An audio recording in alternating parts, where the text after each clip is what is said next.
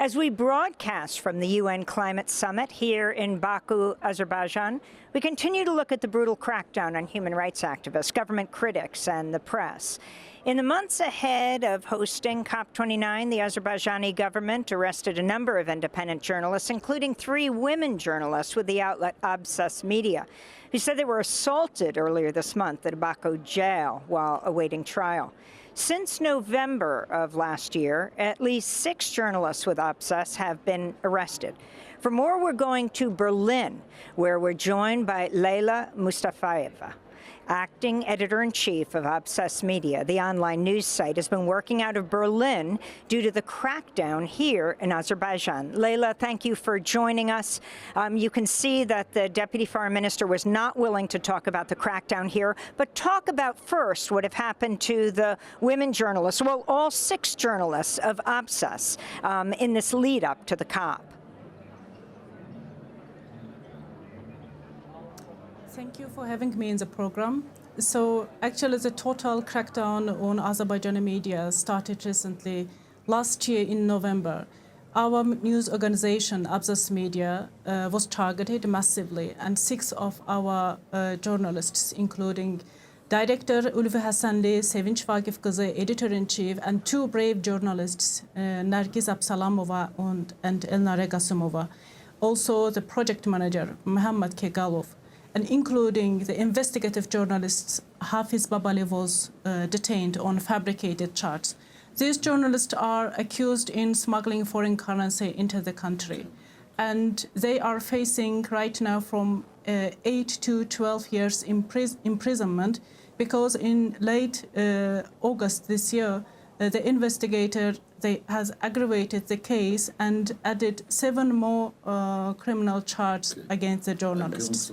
And they are still in jail since 1 year, just detained 1 year ahead of COP, and facing harassment and death threat in jail as well. Just a few months ago, our director, Ulvi Hasanli, was threatened with death just for making the torture cases public from the prison where he is kept. And also our 3 brave female journalists, Sevinç Vakif Kızı, Nargiz Absalamova, and also Elnare Gasumova, has faced violence just a few days ahead of COP in a prison which is just kilometers away from the COP venue. I'm asking you, Leyla, about the decision to host the COP29 here. Abzas also conducted investigations looking at who in the Azerbaijani government has benefited from hosting the COP here in Baku.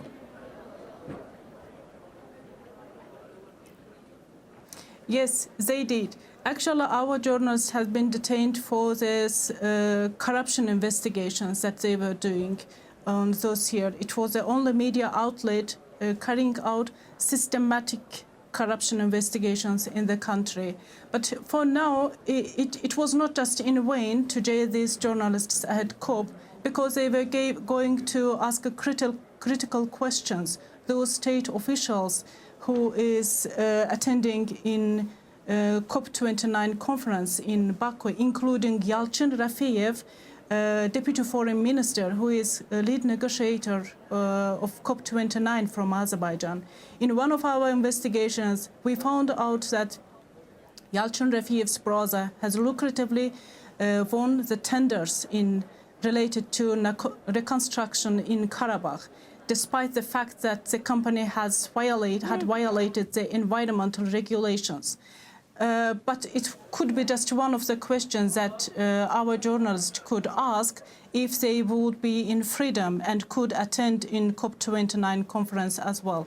But in general, this is an event that Azerbaijan authorities are greenwashing their image, because this is a conference, this is a country which the export of the country heavily relies on fossil fuels, namely gas and oil.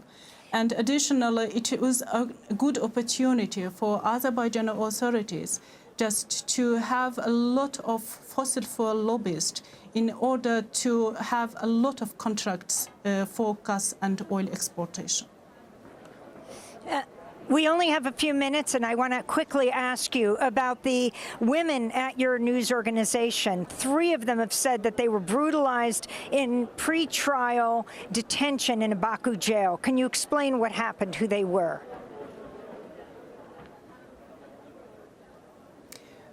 Just a few days ago, they were oppressed by the prison guardians due to this instruction coming from the prison governor. They just wanted to have a fresh air in the cells where they are kept. They just stretch their hands out of the small prison door window in order to make sure that the door is not closed, and all the women who have health problems in jail with them to have fresh air. So, you know, the kind of topics related to air pollution or environmental issues are discussed in COP29 conference. But our journalists, they can't just merely receive a fresh air in the prison.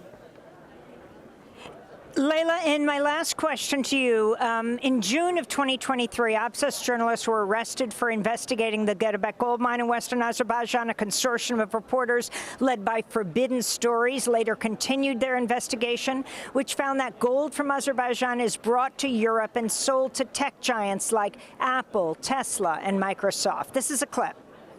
June 2023, protests in Azerbaijan were violently crushed.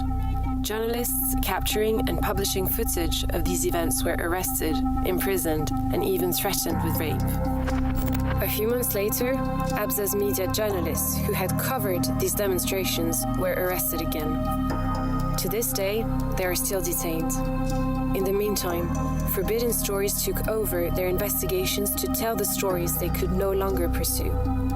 This investigation has led us to some of the biggest names in tech and banking. We're talking about Microsoft, Tesla, and other giants of the tech or the industry. I'm not sure they are aware about what's going on in the mine where they are buying the gold through the refinery. Another person mentioned in this Forbidden Stories documentary is John Sonunu, the former governor of New Hampshire, the father of the current governor, Chris Sununu. John Sonunu also served as President George H.W. Bush's chief of staff.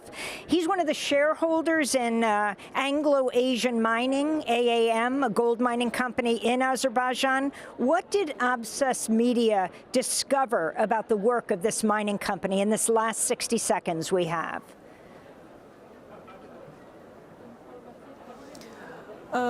One of our journalists, Negizab Salamov, was covering the protests which broke out related to gold mining and construction of Cyanide Lake in this village, which is actually put under police control currently.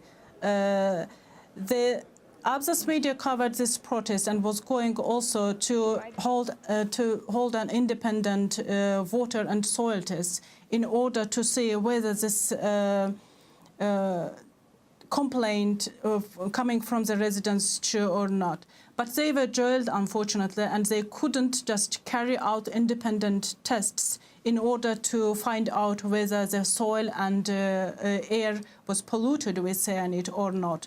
They are just jailed, and it was one of the purposes just to silence the journalists, to prevent them from doing further investigation related to this gold mine in Western province in Azerbaijan.